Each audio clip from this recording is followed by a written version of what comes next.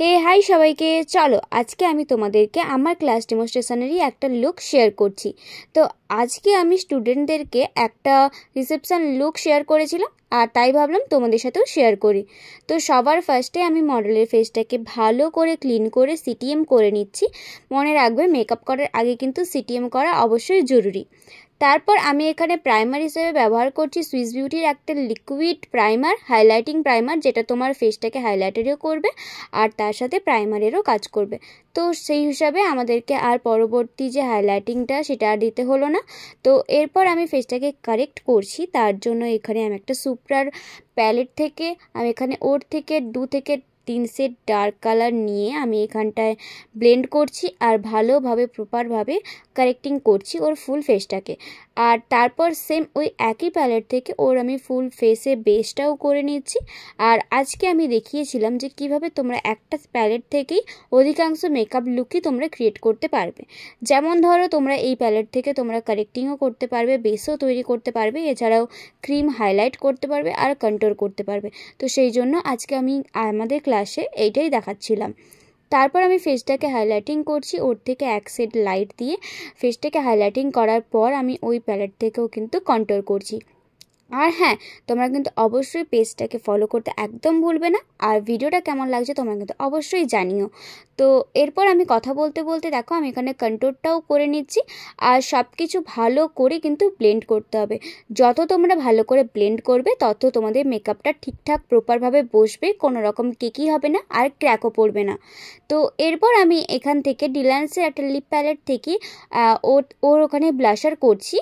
আর যেখানে আমি বলেছিলাম যে তোমরা কিন্তু একটা লিপস্টিক প্যালেট থেকেও ব্লাশার করতে পারো, কোনো লিকুইড ব্লাশার না ইউজ করেও। তো সেই জন্য আমি এখানে একটা লিপ প্যালেট থেকেই ভালো করে ওর ব্লাশারটা অ্যাপ্লাই করছি।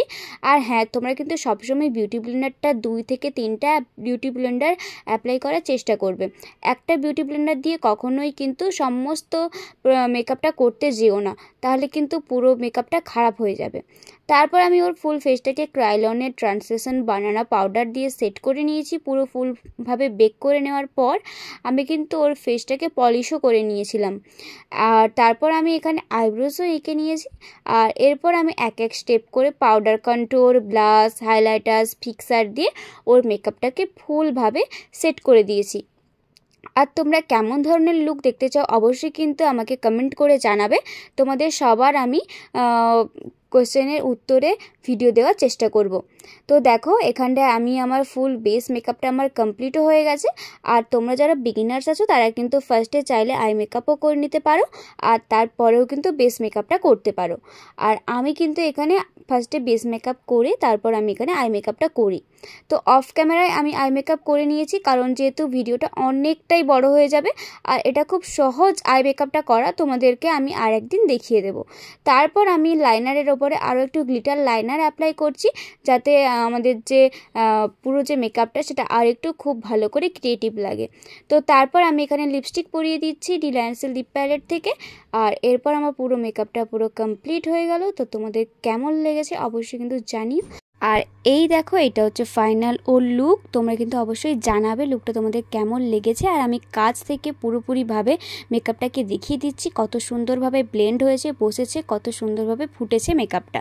তো চলো, দেখা হচ্ছে আর একটা নতুন ভিডিওর সাথে। ততদিনে তোমরা ভালো থেকো, সুস্থ থেকো, টাটা।